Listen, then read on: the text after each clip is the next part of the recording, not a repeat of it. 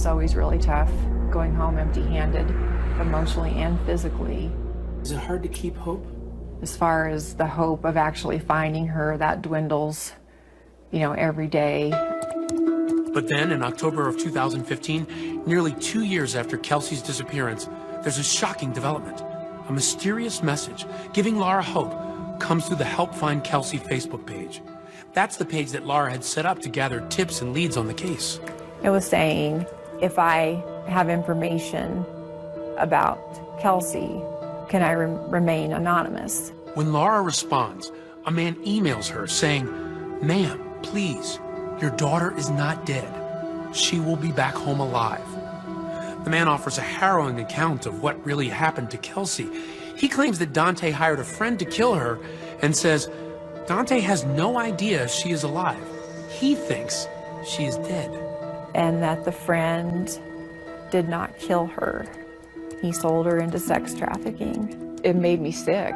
I mean, I could barely function.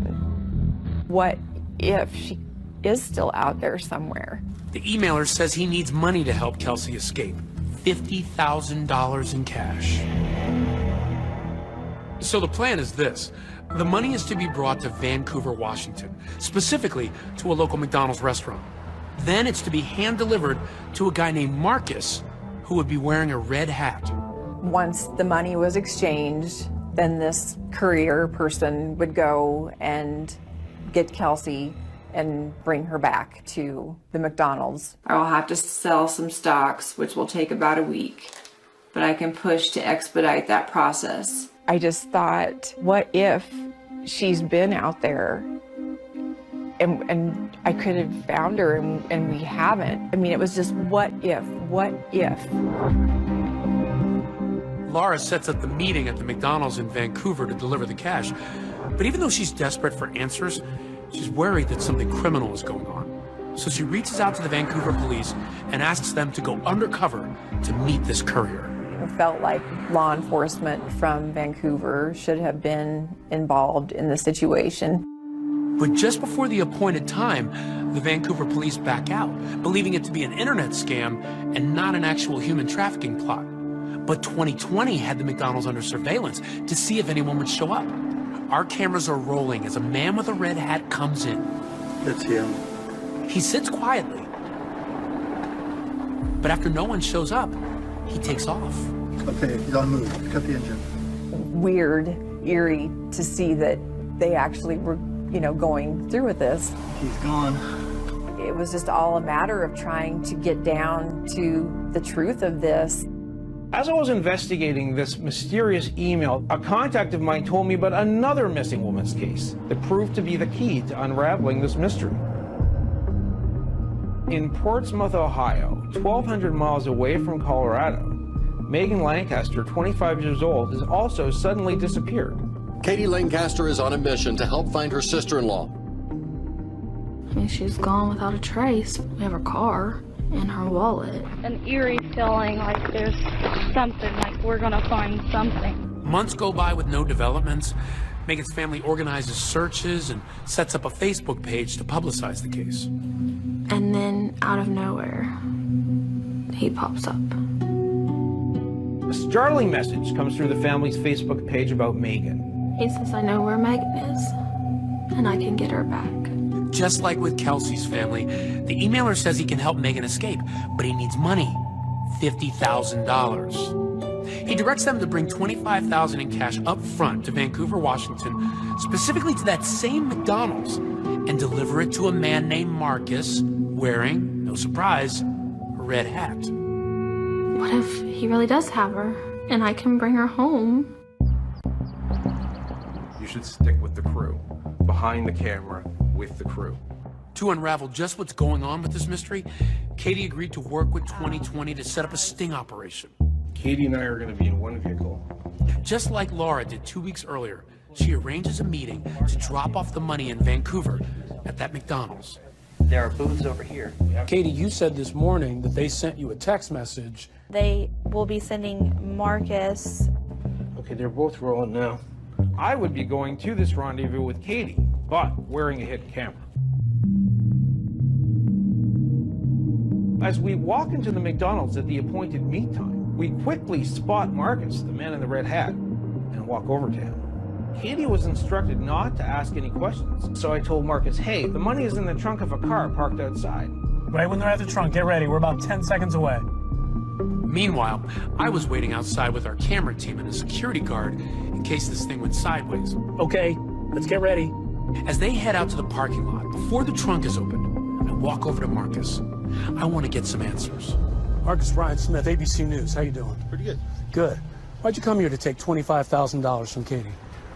I don't know. You don't know why you're here to take $25,000 from Katie? Nope. What are you here for? Oh, to collect some money. You see, Marcus claims he was suckered too, lured online into a supposed jewelry venture. He says he was supposed to pick up the money and then wire it to someone he's never met.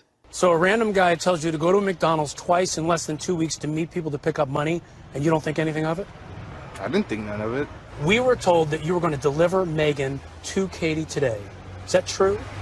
I have no idea about no Megan or no kidnapping or anything like that. This would be a scheme to extort money from families who have family members that are missing. I didn't know nothing of this. I had no clue anybody was supposed to be exchanging nothing for a human being. If I did know, I would not have been involved in this situation. So you've been here twice, coming to pick up money at a McDonald's. Your name is attached to this. Just feel shaky inside. I had no clue. It's important that you be real honest with me. Yeah, I'm real honest. You have never heard of Kelsie Shelley? Never. Definitely a big scam. I want to know who's behind it. But an FBI analysis of the emailer's Facebook page showed it used an IP address traced all the way to Russia. In most scams, they're compartmentalized. So the person you may send to pick up the cash at a particular location may know nothing about what the scam is. Then that's just 100% clarification that, you know, this is some dirtbags out there, you know, trying to get money off of these poor families. But while the extortion plot that was torturing Laura was laid to rest, the roller coaster ride wasn't over. A sympathetic stranger who feels for Laura comes up with a shocking plan to go undercover on her own and befriend Dante to try to find the truth about what happened to Kelsie. I knew that I was potentially putting myself into danger. Dante Lucas? And when we go to get some answers from Dante, she was right there with him. What do you have to say to her family?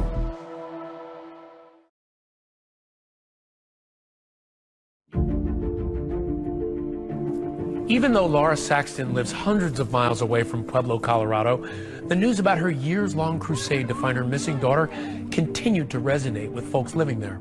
Our top story tonight, the search for Kelsie Shelling. Today, law enforcement following new leads in the case. We're going to keep coming up with ideas. I mean, we're trying everything. I felt really heartbroken for her.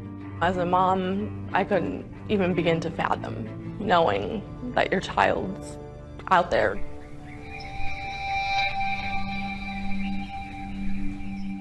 It's spring of 2016 when Lauren Shore, a single mom living near Pueblo, says Laura's story inspired her to hatch an audacious plan of her own.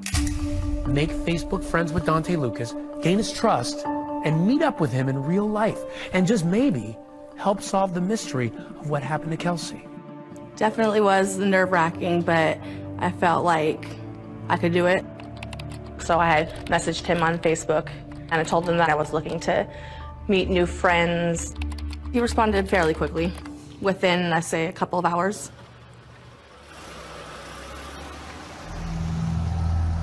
Lauren was eventually able to get Dante to meet her in person.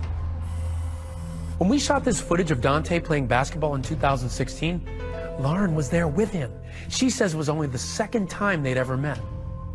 We had went to a basketball court to just play around, shoot some hoops, and that's when a man with a camera came up to us. Dante Lucas, I'm with ABC News 2020. The family of Kelsie says you're responsible for her disappearance. Is that true? Who's Kelsie? I freaked out. I had to play the role that I didn't know what was happening. So I was like, oh my gosh, what's going on? Like, what is happening? What is happening right now? And he kind of just shut down and was like, I'll tell you about it later on. Don't freak out. It's okay. None of this is true.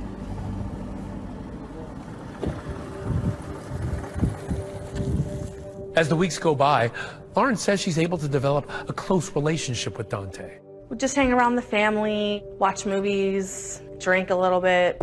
He always smelt of alcohol. He comes off as very cocky, I feel like. He feels like he's just the man, and he can't do no wrong.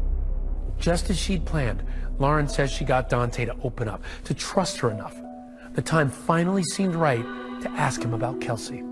There was only a certain amount of period of time that he would talk about it. 1 minute he had no involvement, he had nothing to do with it, and then he would just shut down and start crying hysterically and get really upset.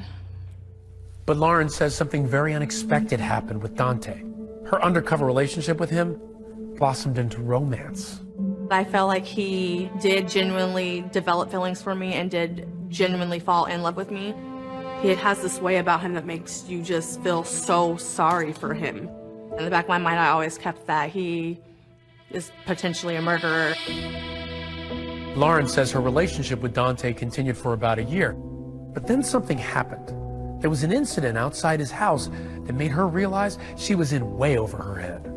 He's like, I want you to marry me. And he showed me the ring, I took the ring. At that point, I was kind of like done, because I didn't want to get in any deeper than I had already gotten into. Despite all the efforts of this clandestine girlfriend, her work doesn't seem to be paying off, and the clock just keeps ticking for Laura Saxton. She's not any closer to knowing the truth about what happened to Kelsie.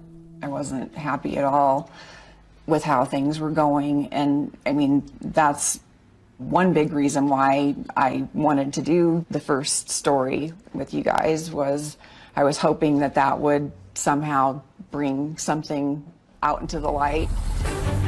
Tonight on 2020, when do you stop looking for a pregnant daughter who's vanished? In May of 2016, our first 2020 program on the Kelsie Schelling case hits the airwaves. The very day of our broadcast, there's a big announcement regarding the investigation into Kelsie's disappearance. The Colorado Bureau of Investigation was going to join the case. That was news to me, so I was kind of like, oh my God, this is awesome. I think once that 2020 special aired, it really turned up the heat on Pueblo police and on this case. Taking over the case, Pueblo Police Department Commander Eric Bravo and CBI agent Kevin Torres. Working together, they moved fast, turning it from a missing persons case into a full-blown criminal investigation. It was a homicide investigation in our eyes, so I immediately started working on setting a plan into motion how we wanted to proceed. Police got a tip that led them to believe Schelling's body might be in Dante's backyard. It's not long before police dig up the yard of the house where Dante and his family had been staying. So we thought, man, you know, we really have something. But it went from elation to satisfaction. You know, that day it just seemed like we were there, and then it slipped away. During the investigation, Agent Torres finds out about Dante's relationship with Lawrence Shore. When he interviews Shore, she reveals that Dante had made a key admission to her about Kelsie's disappearance. And it's about that Walmart surveillance video of the mystery man walking over to her car and then driving off with it. She confirmed for us Dante admitting it was him in the Walmart surveillance video. She also informed us that Dante admitted to her dropping Kelsie's car off at St. Mary Corwin Hospital. The piece of information that Lauren provided to us was a pretty crucial piece at that point. Then, in late 2017, there's a huge development that will totally transform the case. A Pueblo man tells police that Dante and other family members had attacked him in front of their home .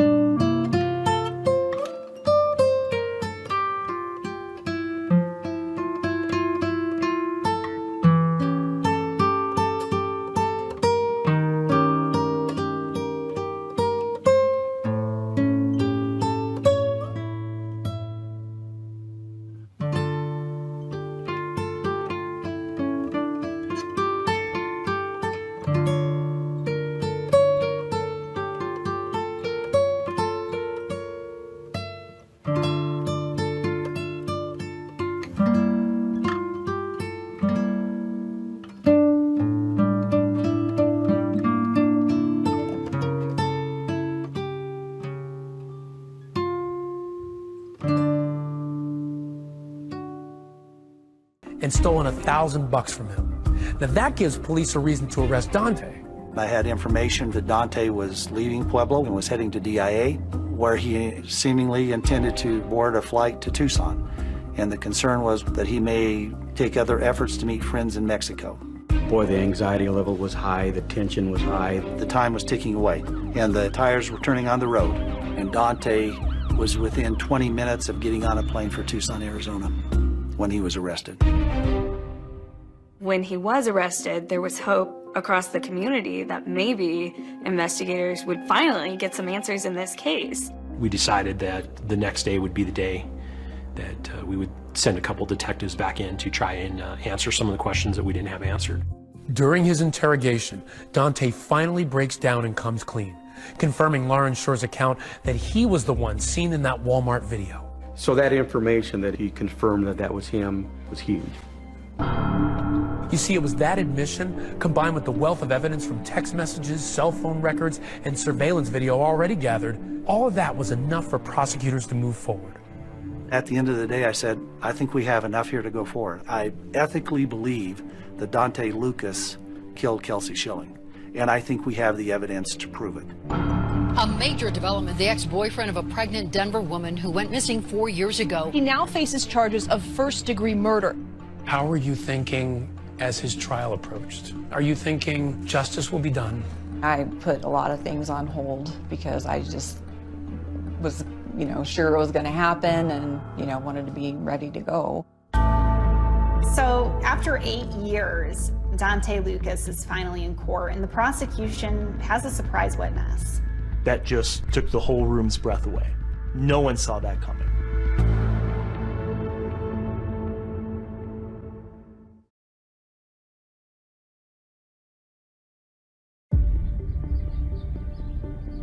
This story became such a big deal here in Pueblo because people want answers and they haven't gotten any for 8 years. Dante Lucas, the Pueblo man accused of murdering his pregnant ex-girlfriend Kelsie Schilling nearly 8 years ago, is headed to trial tomorrow. Did I think it was going to be a tough case? Absolutely. And we well may not win it. But I owe it to the family, I think I owe it to Kelsie, to go forward and try this case. KRDO News Channel 13's Dan Beatty has been following this case and the trial for more than 2 years. I was anticipating there to just be a mad rush of reporters who were going to try to get into the courtroom. I was very worried that I might not even get a seat. You could feel the anticipation. When I saw Laura Saxton walk into the judicial building, you could tell this was a day she's been waiting for a long time. Denver 7's Liz Gilardi in Pueblo today for opening statements. Liz, you have been with this case every step of the way now for all these years. The prosecution simply started out and they said, this is not a missing persons case, this is a homicide case.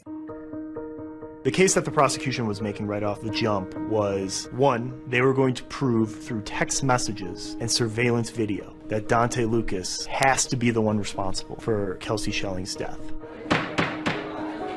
These were two people in a relationship. Kelsie Schilling became pregnant. Dante Lucas didn't want to have a baby. And he made sure that didn't happen. I know that she had mentioned Kelsie Schilling's Chevy Cruze. The prosecution said this car tells a story, and they told the jurors that you will see Dante Lucas moving this car around Pueblo in the days after she went missing. The idea that someone can essentially disappear without a trace, I think, is kind of a counterintuitive thought for people to have. Prosecutors think there's enough evidence to convict Lucas even without a body, but the defense disagrees. In the opening statements, the defense said this is a missing persons case. This has always been a missing persons case. They said there's no body, there's no evidence.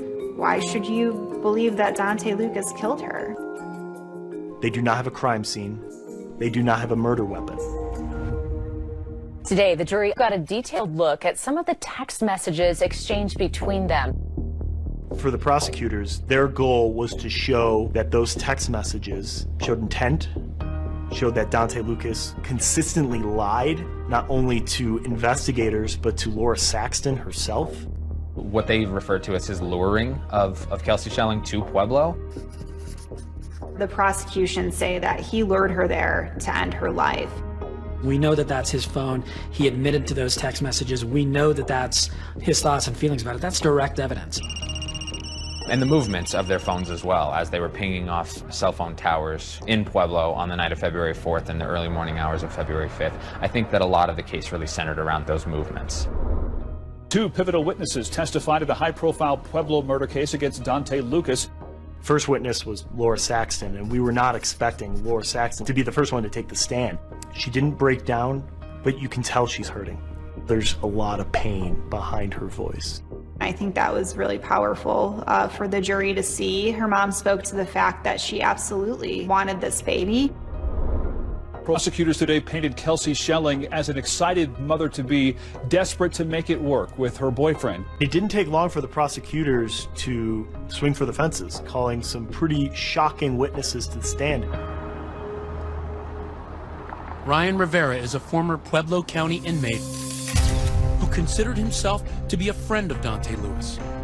And when he took the stand, he said that Dante Lucas told him that they're never going to find Kelsie Schelling's body. That just took the whole room's breath away.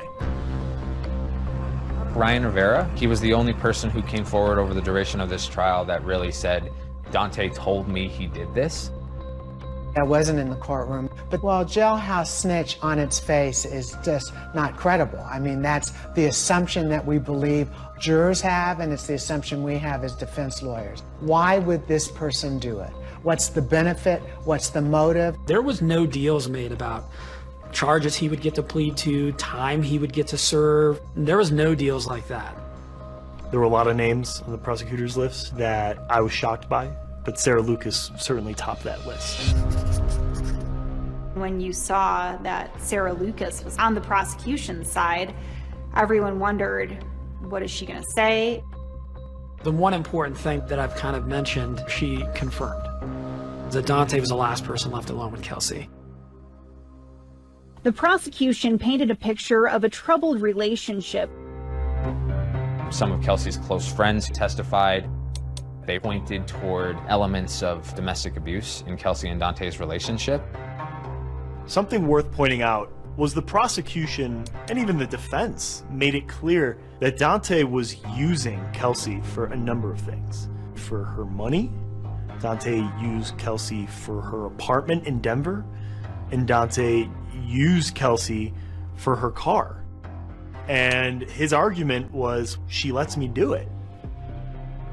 The defense pushed the narrative that Kelsie Schelling popped pills, was an addict, that Kelsie, when she left Dante Lucas at the Southside Walmart here in Pueblo, that she was going to meet up with a drug dealer. There's no single person, other than the defendant in 2017, who's saying that she was into drugs and that she was a party girl. You didn't have the forensic evidence. It seemed like you were really relying on circumstantial evidence and the evidence of snitches and these other witnesses. That's pretty straightforward. Either you believe them or you don't. The witness list yields more surprises. The ones who make it to court. I know that my testimony could potentially help take him down. And the ones who didn't.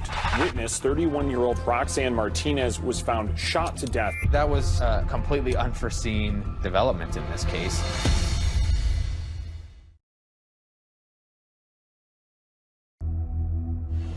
Breaking on Denver 7, a key witness in the Kelsie Schelling murder trial found dead. That witness, 31-year-old Roxanne Martinez, was found shot to death in Denver last week. These are still very stunning developments. Roxanne Martinez, a witness for the prosecution, who was set to testify soon. That was just an absolutely, completely unforeseen development in this case.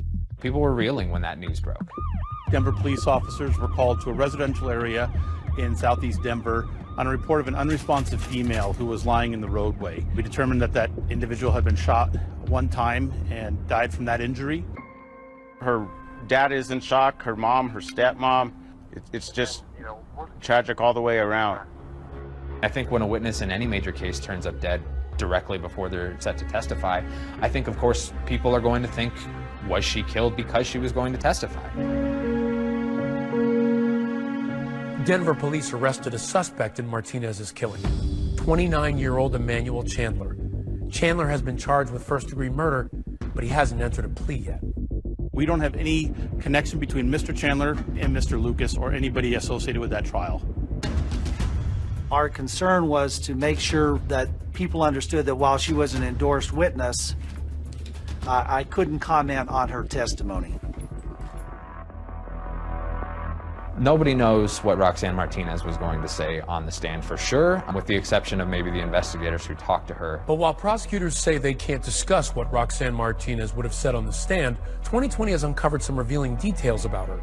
You see, back in March of 2016, a woman named Roxanne had reached out to Laura Saxton through that Help Find Kelsie Facebook page. Roxanne messaged that she used to date the guy Kelsie was pregnant with, and he told me what had happened and started crying. I'm instantly like mixed emotions, like, okay, are you going for the reward, or, you know, are you for real? When Laura asked, do you know where Kelsie is located? Roxanne replied, he told me everything. Yes, I do. Basically, her information sounded very good and very promising, and so we really wanted to meet with her. This mysterious woman agreed to meet Laura and her husband at a Mexican restaurant in Denver. We were actually on our way there, and I tried to reach her by phone to let her know we were coming. She said that she was in the hospital and couldn't meet us. That was kind of the extent of what I really remember. And then, you know, past that, then, you know, that was all turned over to law enforcement to look into further. Authorities say that woman was the same Roxanne who was killed during the trial. I can confirm that CBI followed up and interviewed her, that we did have her as an endorsed witness, that we wanted to testify during trial. The thing that I'm steering clear from is I just don't want to talk about evidence that wasn't actually admitted during trial. Martinez's killing shakes up the trial and threatens to overshadow the testimony of another prosecution witness who had a remarkable story to tell. It's none other than Lauren Shore, that woman who befriended Dante as part of a plan to try to find out what happened to Kelsie. I know that my testimony could potentially help take him down, and that was realistically why I wanted to testify. Shore testifies about Dante's critical admission to her, that he was the mysterious figure seen picking up Kelsie's car after it sat overnight in a Walmart parking lot. I said, so that must have meant that you had dropped the car off at the hospital, correct? And that's when he said, yes, that was him that dropped the car off. When the defense cross-examined Shore, they attack her credibility and her motives, at one point characterizing her as a sex informant because she had a physical relationship with Dante. It's fair game, and if you're going to put yourself out there like she did and sleep with someone, the jury ought to know about that. You're having intimate conversations, and that casts a lot of suspicion on her as a witness. The sex informant part really bothered me because I wasn't having sex with Dante to get answers out of him. I was playing my part in a role as girlfriend. So to me, to be called such was really degrading. On the very last day of its case, the prosecution played an interrogation video of Dante confirming Shore's account. The clip that I played at the beginning of my closing was his phrase to detectives, "I lied from the jump. I moved the car." I wanted the jury to hear the defendant in his own words say, "I lied." When it's the defense's turn to present its case, they raise a lot of eyebrows in court. The defense didn't call a single witness to the stand. The defense immediately rested their case. And it was just another moment where your jaw hit the floor. The burden of proof is on the government. It's simply messaging in a very strong way to the jury, they haven't done it. It's not guilty. So it's a strong message. There was just really not a lot of hard forensic evidence to go off of. So as far as, what evidence they put forth to court that was irrefutable, that Daunte Lucas killed Kelsie Shelling, I never saw that. After a shocking final day of the trial, the jury was going to deliberate, and I had no idea what was going to happen at that point. I think everybody was just like holding their breath.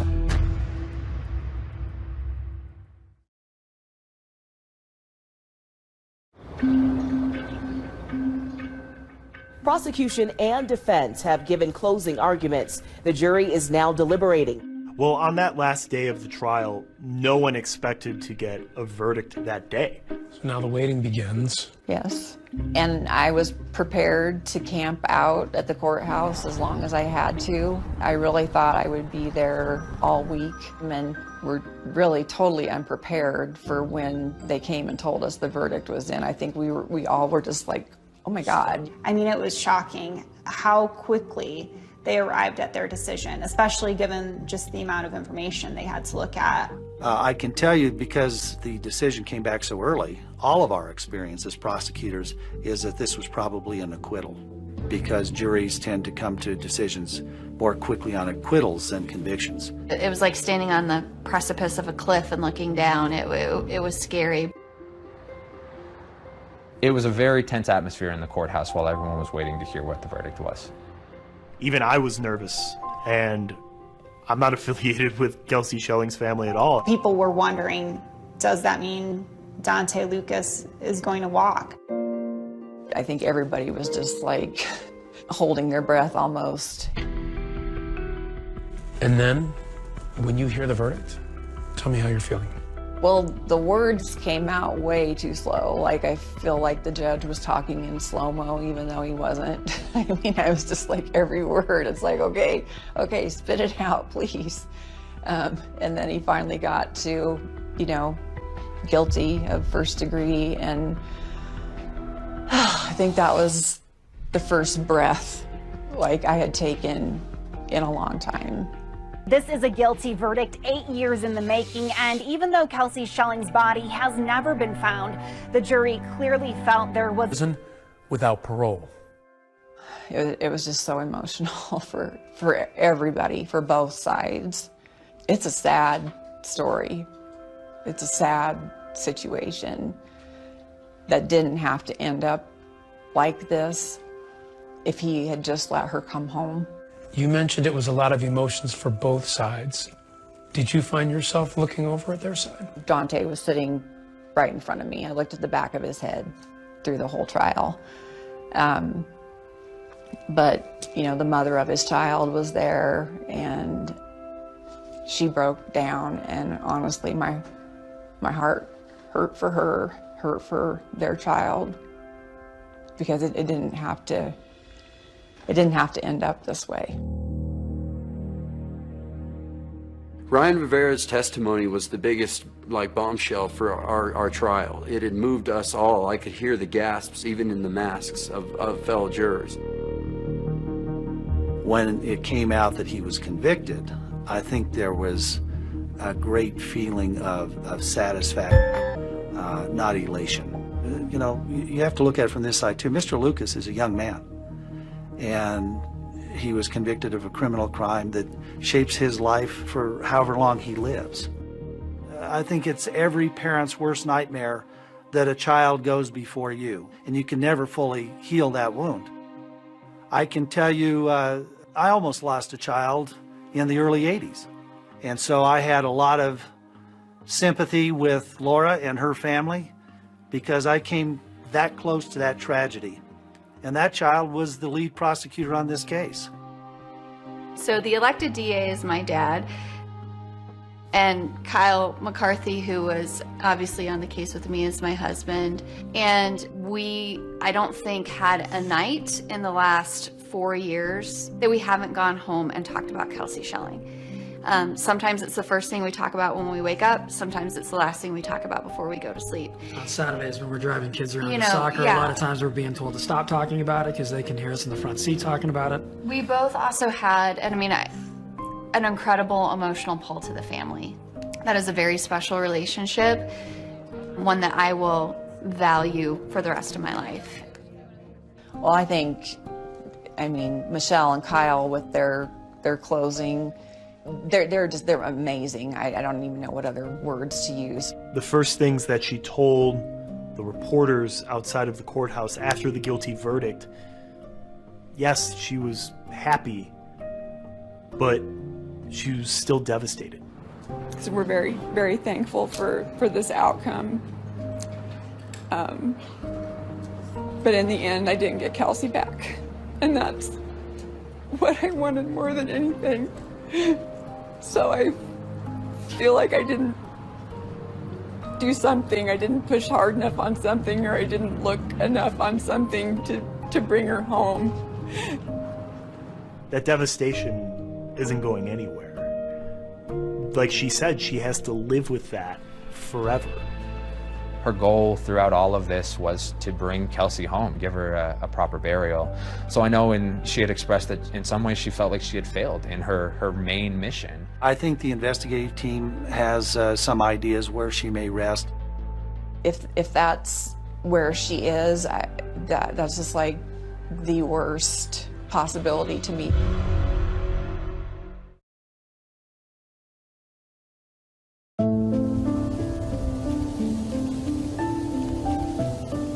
That very first day that we met in September of 2016. I'll never forget it like it was yesterday, and it was just a special bond that we formed.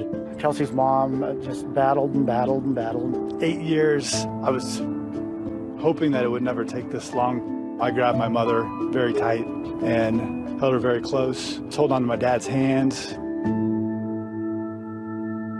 Since the trial's over, it's because and Kelsie still hasn't been found, so that I've just felt very empty this past week.